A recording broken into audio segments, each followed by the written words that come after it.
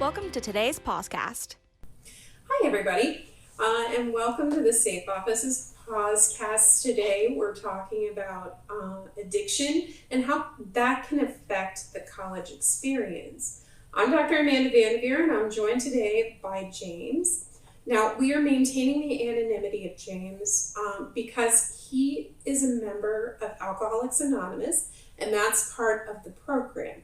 So would you speak a bit more about that for us, James? Yeah, so in Alcoholics Anonymous, anonymity is very much a foundation of our program because being known as an alcoholic or someone with a substance use disorder can carry stigmatizing effects on that person.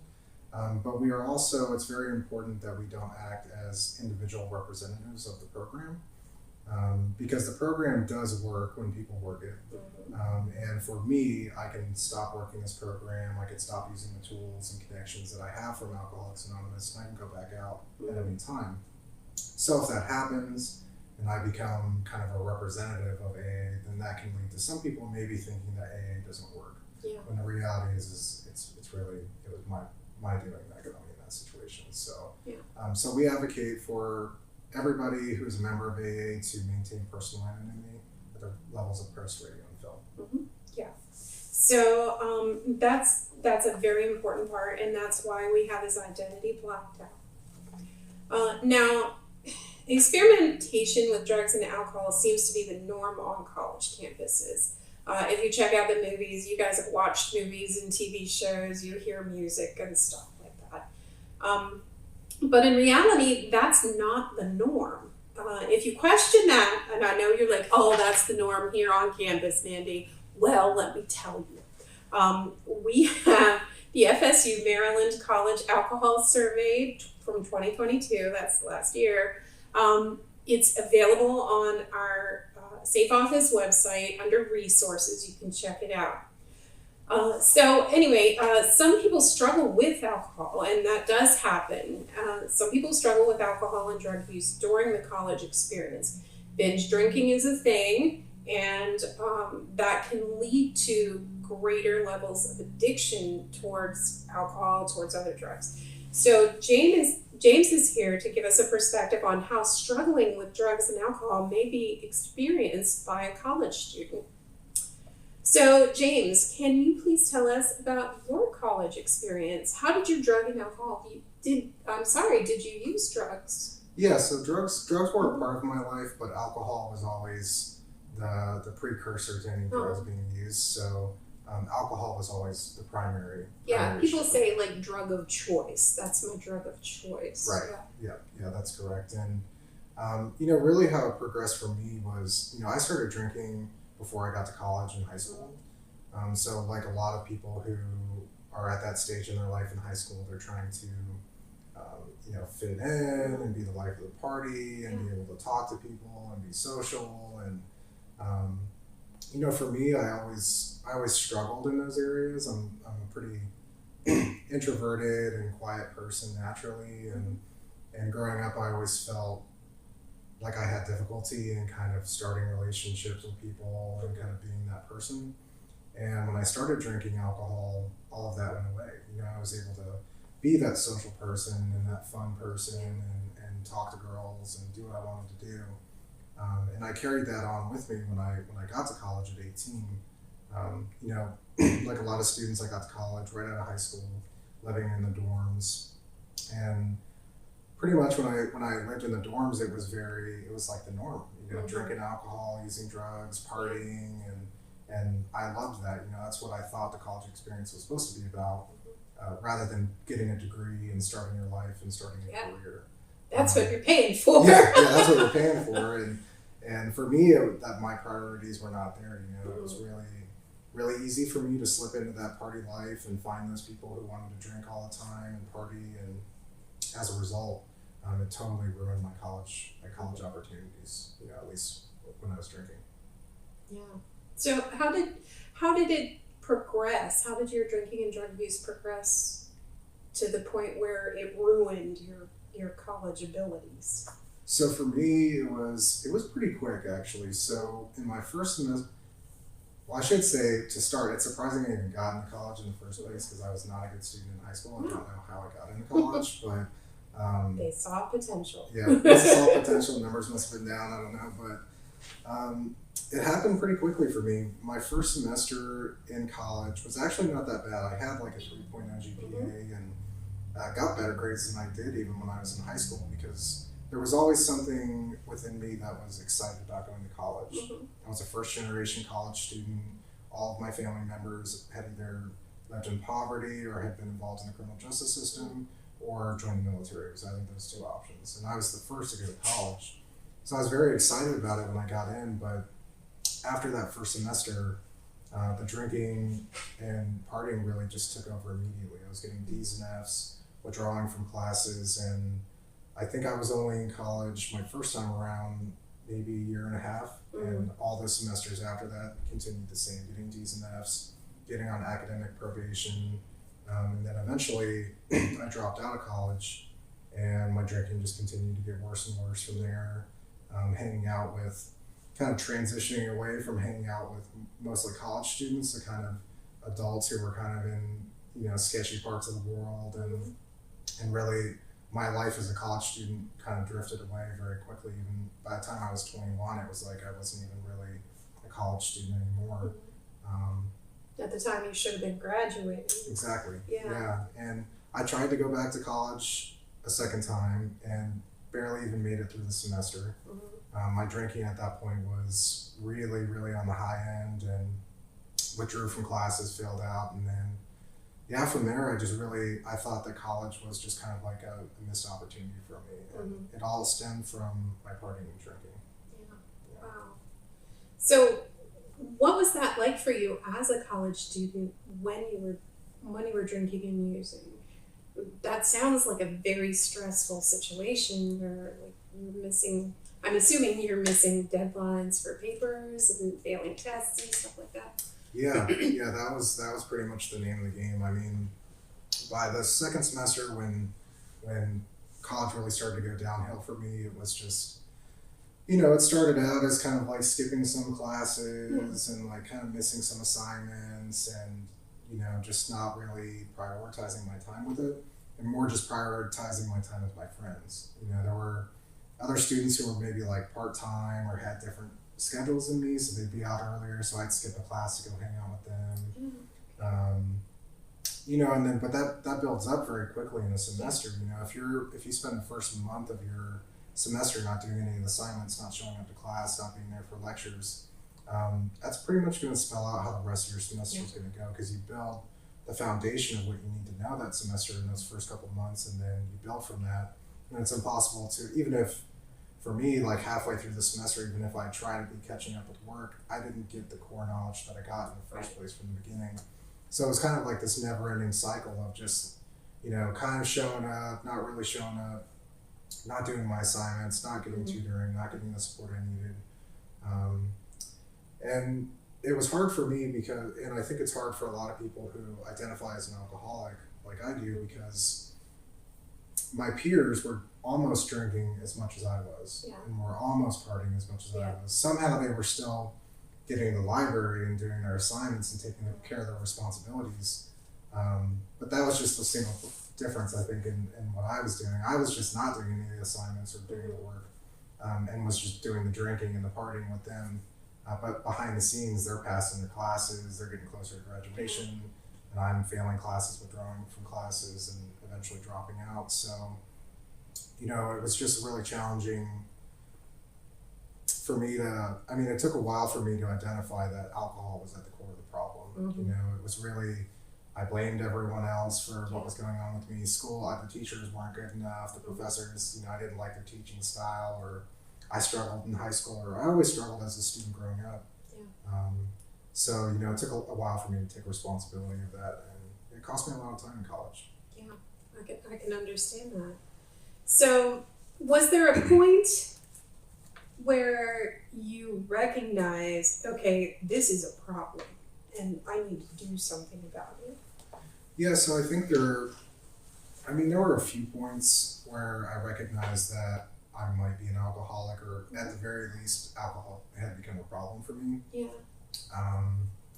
certainly when I dropped out of school the first time, I had some inkling that there was something going on, but I didn't fully identify alcohol itself being the problem. I thought maybe I was just partying a little too much. My priorities were messed up.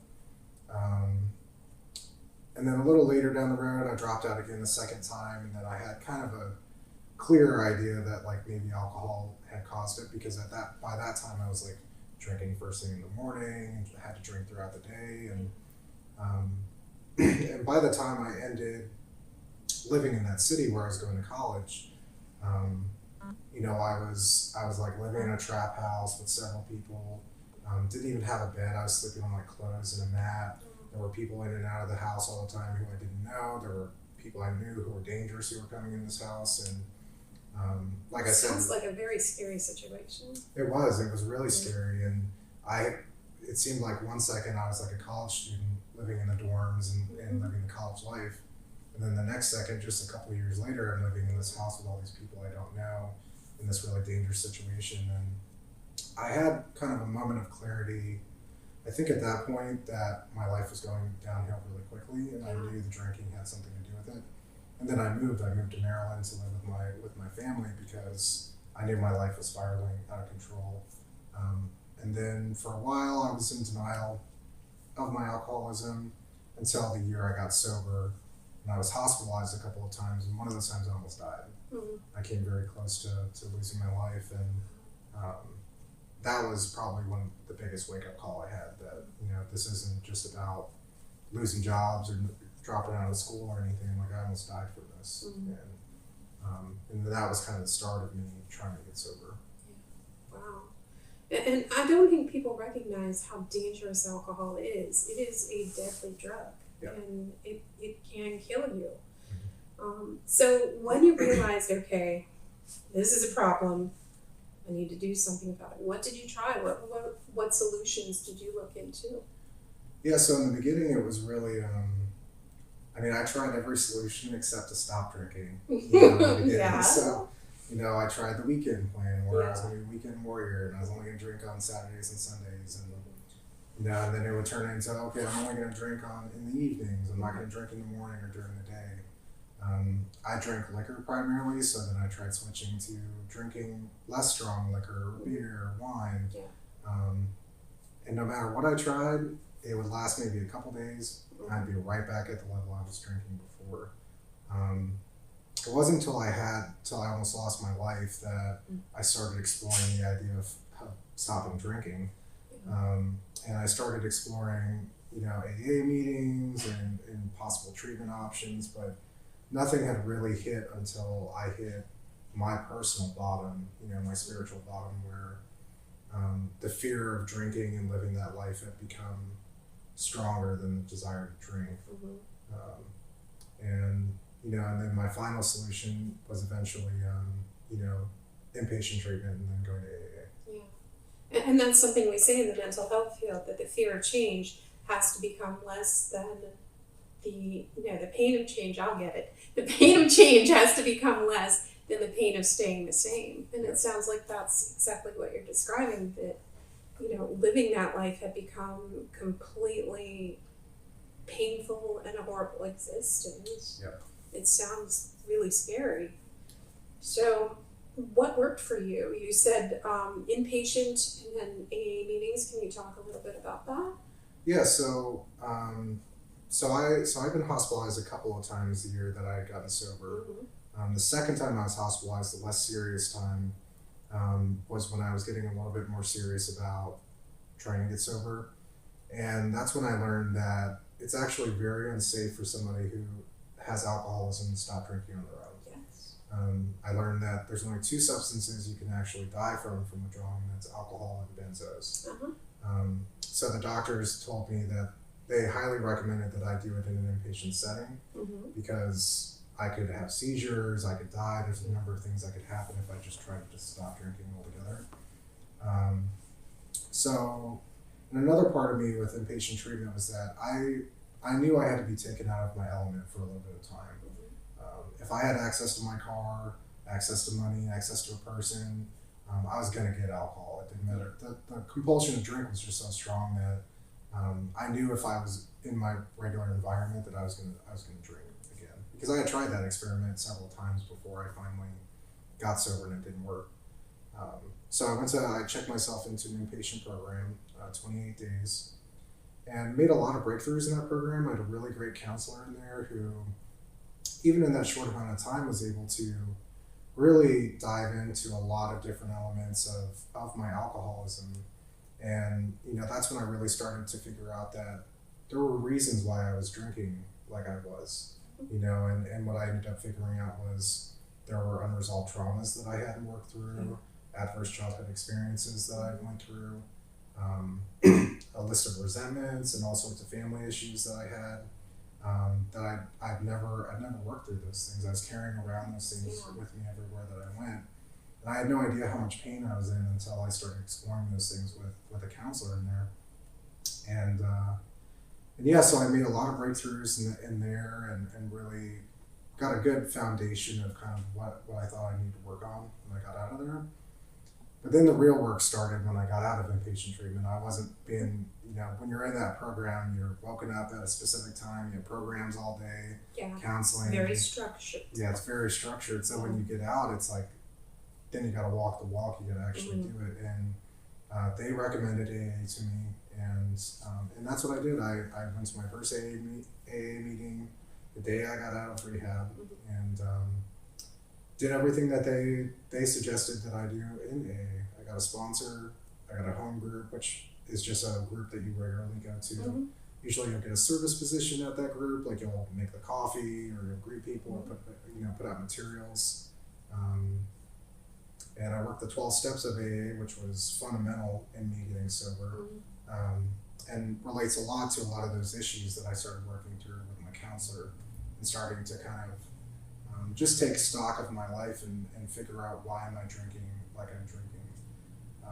In AA, we often kind of say that, the drinking or alcoholism is but a symptom of what's really going on with us.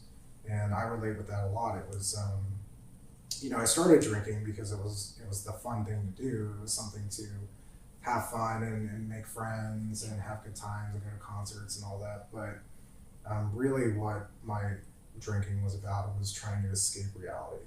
I wasn't comfortable with myself. I wasn't comfortable with being present with people. I didn't like myself really. And the program of AA really helped me kind of lay all that out in a very specific way and identify all of those parts very honestly. And then also take accountability for myself in a lot of those situations. I had lots of resentments against people and institutions and all sorts of things. And AA also, requires you to be vigorously honest with yourself and see your role in all those situations. And I realized that I was not always the victim in a lot of the resentments that I had. There were a lot of situations I put myself in. Yeah. And it's all of that kind of work that I got when I got into the program, and it's something that I still continue to do every day, even all these years later. Wow. And I think the mental health field is just slowly starting to catch up with that idea that people with addictions issues are using the addictions to deal with childhood traumas. The root of addiction is trauma, and that's become the mantra in mental health fields now, but 20, 30 years ago, not so much. It was, you just have a physical problem and let's work on that. So what was it like for you going to your first AA meeting? It was pretty, well... Was it scary? Was it exciting? So there's like two versions of the first time. So there's the first time when I was still drinking and I hadn't gone to inpatient treatment yet or anything. So I was just kind of testing the waters and seeing what was going on. And it was awkward. I didn't know what to expect. And people will notice if they go to meetings, there's very much like a AA language, Yeah. When you get to the meetings, there's sayings and different things that you don't really know like exactly what they're talking about.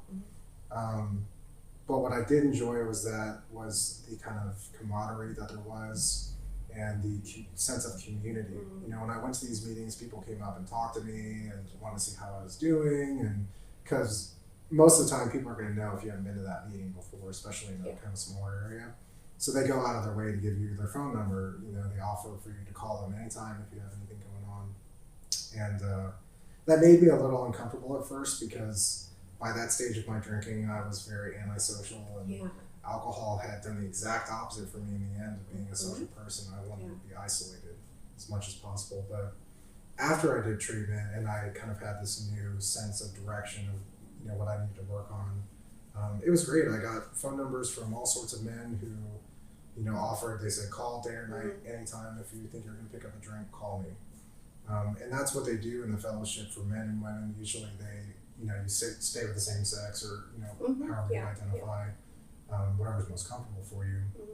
And it's really a sense of community, you know, in the program. They share about their experiences, and I related a ton with all sorts of people's experiences, even though their stories weren't exactly the same as mine. Everyone has varying levels of drinking and hardship and trauma, but we all relate on the same thing, is that obsession, that compulsion to just keep drinking. You know? Just that one common goal. Yeah.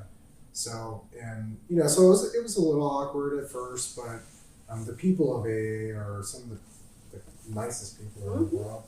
And I also didn't know what to expect as far as what kind of people were going to be in AA.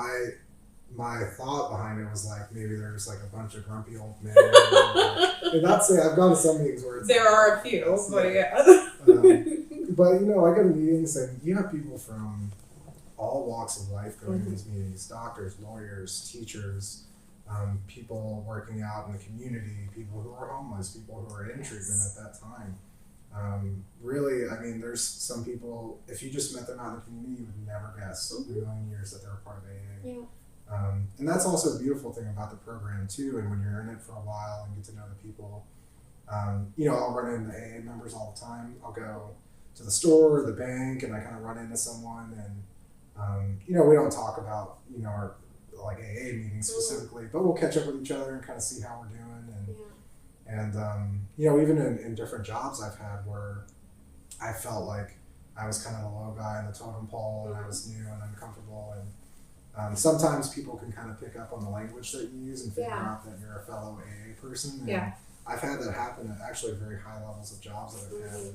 Are you a friend of Bill W? Yeah. That's actually, yeah. I've had that happen so many times. It's kind of like a... Look it up, people. It's kind of like this like secret society. Yeah, yeah, like a secret handshake. Yeah. But it's great because, you know, it's like life still happens on life's terms, and life is stressful. And just because I stopped drinking alcohol and I live this new way of life, doesn't mean that all the stresses of regular life stop. Right. And so it's relieving when I see other AA members out in the community, because I could be having a terrible day, you know, and I see someone and it really will brighten up my day because they'll share with me about what's going on with them or something. And so it's really just that fellowship in that community.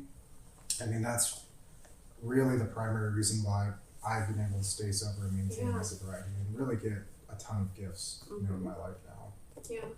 And I know I'm a friend of AA, and in the worst parts of my life, it's always been a member of AA that's been showing up for me, the first person knocking on the door, giving me the call. So it's always been a blessing for me too. So what are the biggest struggles that you've had with your recovery? Yeah, so, you know, now, so I have over 4 years of sobriety, so where I'm at now is certainly different from like where I was at my first year. You know, I'll admit it was really tough, you know, in my first year. My whole life had been shaped by alcohol and drinking alcohol. So, and those are habits that are like ingrained in your DNA, you know, if you're really an alcoholic.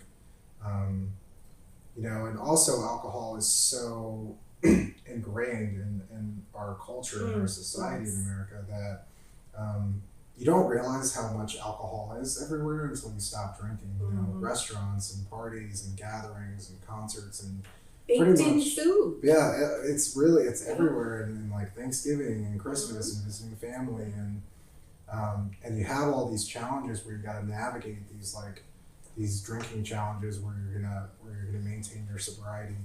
I think another hard part in the beginning was something known as post-acute withdrawal syndrome, which is something that can happen kind of in your brain chemistry when you're coming off of drugs or alcohol when you've been using it for an extended amount of time. Psychologically, it can be very stressful. You can have lots of emotional up and downs. There'd be some days, or even like 1 hour, where I'd have really high highs and really happy, and then really low lows where I was like really upset or angry. And for a while, I thought I was going crazy a little bit. I was like, oh my gosh, do I have like some underlying psychiatric condition or something that I didn't know I had? And do I that's need why to was check drinking. myself for bipolar? Yeah. Like, what's going on? And that's also totally relevant because people in recovery do actually find out that they have some underlying health conditions that they didn't know that they had. Because they were self-medicating to treat it. Exactly. I've met a lot of people in AA who had conditions they had no idea, and they had no idea it was they were using alcohol to combat that stuff. But for me, it was because of post-acute withdrawal syndrome, and my knowledge of that really helped me. My sponsor would always remind me of that. He'd say, this is the process. It's going to take some time for your body to adjust to not consuming alcohol. So, so there's a lot of different challenges that you have to navigate when you first get into recovery. You have to change a lot of the relationships that you have with people. There are a lot of people in my life who I had to let go. And some people, I let them go and they didn't come back into my life. And then there's other people who I used to drink and party with who I let go because I was afraid that I might, go back to my old ways by being around them. And you never know, people come back into your life when they're at a healthy place too. I have a friend who I was living in that trap house with and was drinking just as much as I was and partying, and it was in that unhealthy environment. And today he's married, has a kid, changed his life around, and we talk all the time, almost every day now, That's wonderful. and reflect. So you never know, people can also reach healthy points in their life at different times, but luckily I had people in AA who could help me navigate that. I had a sponsor who I had to call every day. That's part of the deal. And I talked to him about these different parts of my life that were questionable, and he had no problem telling me if he thought that some part of my life was going, if he thought maybe I was going to go back out because I was still holding on to that. It's nice to be in AA because you have those people who will hold you accountable, who aren't just going to tell you what you want to hear because they want you to like them. They understand that this is a life-threatening illness. This is a disease, and if you're not rigorously honest with people in the fellowship, people in the program, you can go back out drinking because of that. And so getting back to what's worked or what it was like. Lots of challenges in the beginning, but after 2 or 3 years, really, you get in the hang of things. You get into habits. You make healthy relationships with other people who are either in the program or people who aren't, who don't have addiction issues, who just, they don't drink a whole lot or anything. They're just healthy people.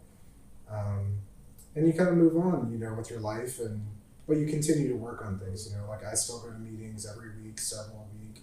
I call my sponsor still, even after 4 years, 2 or 3 times a week. I talk to other guys in my circle who are in recovery. I sponsor new guys who come in the rooms and show them what I was shown when I got in. So there's still small maintenance things that you have to do, and you have to still work an honest program. Every day I have to look at the end of the day and think, all right, these are some things I did well. This is something maybe I shouldn't have said that to this person. I got to go apologize to that person now because I live a different way of life now.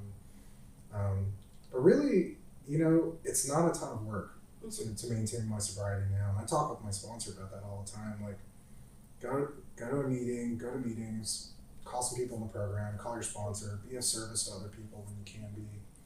And that's pretty much it. I worked way harder to maintain a miserable state of alcoholism than maintaining my sobriety today. It's a lot less work than it was. So. Yeah, I can imagine, because living in that situation takes it out of you physically, mentally, emotionally. Yeah. It's got to be a lot of work just to live in that on a daily basis, but to live in recovery, it's so much easier. Yeah. From what I understand. Yeah, it is, and it's honest. It's like I don't have to go about my days every day wondering what lies I told to somebody or what commitments I didn't follow through with, People count on me, they call me when they need me, and I can show up for them, and they do the same for me. I can make a call to several, if I had something terrible happen today, there's like probably 20 people I could call who would show up at my house within like an hour to help me out. Yep. So, Great people. Yeah. And that's one of the things my friend in recovery said. He said, I went from being the person that nobody wanted around to the person that people were calling and people were like inviting over and stuff. Yeah. And I think the biggest fear with a lot of people when they're ready to break away from the addiction is like, I'm going to have to give up all my friends. I'm going to have to like leave this whole life behind and, I'll be alone. Yeah. And that's not necessarily the truth. No, definitely. And I was more alone than ever when I was drinking, like I was. That loneliness got me into a spiritual blackout, and I'm surrounded by people now. The gifts of being sober and being in recovery have given me so many things. I came back to school. I've gotten 2 degrees on my way to graduate school. I have amazing jobs where I've had amazing jobs where I can be of service to people. I'm financially stable, emotionally stable. There's just so many great things that you get from the program, and just tons of people who really care about you and love you. Yeah. And I challenge people out there, if you have a friend who's living in addiction, enabling them to live in that addiction isn't friendship. So help them to talk about it. It sounds like you have had a lot of victories in your recovery. Like you have gone through and made some major changes in your life. So congratulations, that's wonderful. So what supports do you know about for students on campus? So I'm not totally familiar with supports on campus, so I think maybe you could. Oh yeah. Sorry, I forgot about that. We had talked about that before. So one of the things we're working on with the SAFE office is building a collegiate recovery program. We want to create meetings on campus and virtually through Zoom. We want to create sober programming because that's one of the big things I hear. Oh, well, there's nothing to do on the weekends except for drink. There's tons of stuff to do. But, I think that's the perception. So we're working on that. We're getting it up and running. If you want to be part of that and help, if you want to suggest programs that we could run, we would be happy to have your input. So please contact the SAFE office. You can contact Joseph McKenzie, or Dawn Swagger at the SAFE office, and they can work with you and help you set up some ideas. So please check us out. What supports do you know of off campus? Yeah, so there's really so much help out there. You'd be really honestly surprised. Yeah. Starting with Alcoholics Anonymous, Narcotics Anonymous. There's even Codependence Anonymous down in the county. There's an anonymous for everything. Yeah, there really is. Yeah, and what else? There's other groups that you can look into. Children of Alcoholics and Dysfunctional Families is another really big one. There's all sorts of recovery groups out there, not just AA or NA as the primary staples. And I think that's a really good point. Like if you're watching this because you want to fix somebody else, there's a codependency group for you, and there's Al-Anon, there's CODA, Codependency Anonymous. There's tons of those groups to help you with that. Yeah, and even outside of that, there's outpatient treatment, group counseling, individual counseling and therapy. I'm a huge advocate of that. Yeah. My sponsor told me for forever that he shared with me his therapy experience, and because there are some very deep and personal things that maybe there's a little bit too much pain and trauma attached to some of the stuff that maybe you need to do a little bit more work on. Yeah, absolutely. And counseling and therapy is great, and I try to talk to as many people as I can, especially men, about it, because I think men can be a little resistant to the idea. Not that, anybody really can be resistant, but a lot of the men in my life who I've talked to have been resistant to it, and I try to be an advocate for that. Well, I think men have been taught to be strong and silent type that never show emotion, so therapy doesn't align with that very easily, but it's very important. Yeah, and then even outside of that, if you can get into some kind of program of recovery, maybe some counseling and therapy, then really the work is to develop that support system, whether it's in your family or outside the family, and just have a solid 4 or 5 people that you can call who you know are helping people. Yeah. Yeah, I think that's really important. So if someone out there is struggling with alcohol and drug use, what would you like them to know from your experience with recovery? Yeah, I mean, there's I'll probably talk for forever on that, but I think the main thing I would want people to know is that it is okay to ask for help. Mm.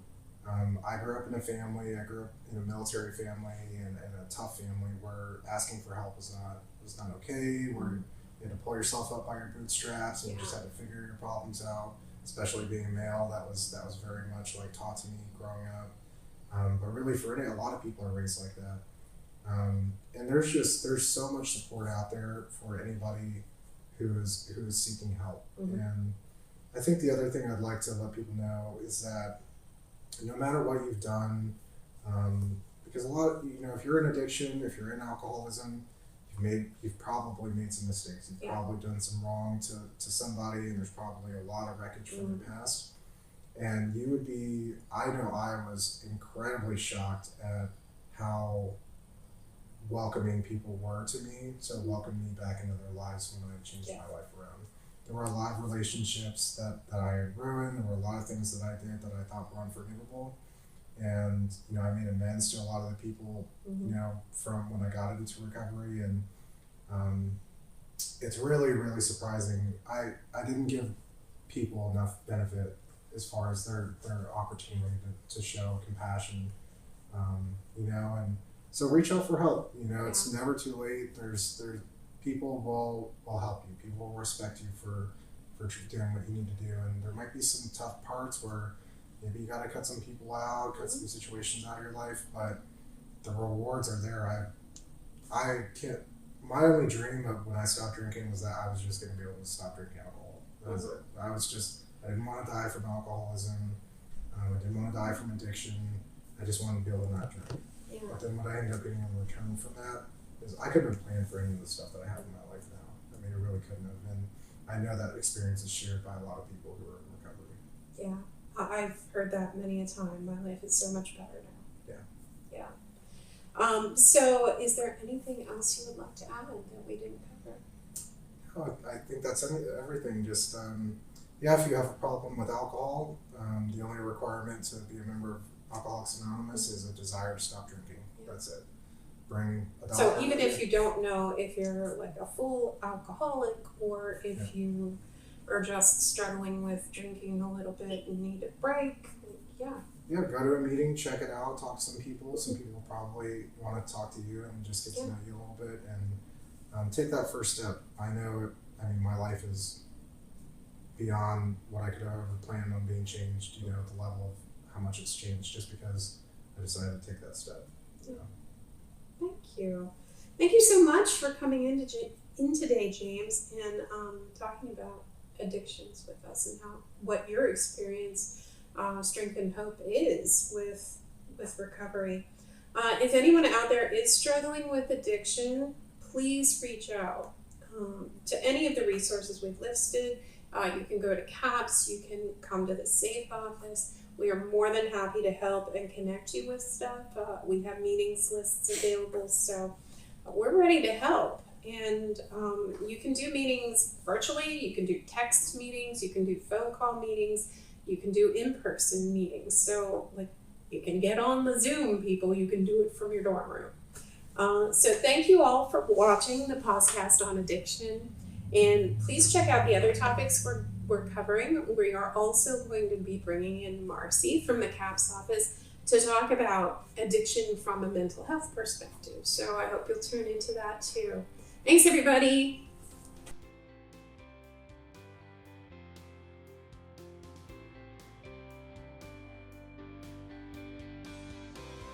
Thank you for being a part of our PAWSCAST.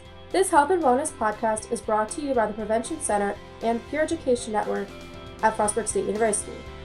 If you would like more information about our programs, visit us in Pullen Hall 109 or call us at 301-687-4761. Or you could also send us an email at safeoffice@frostburg.edu.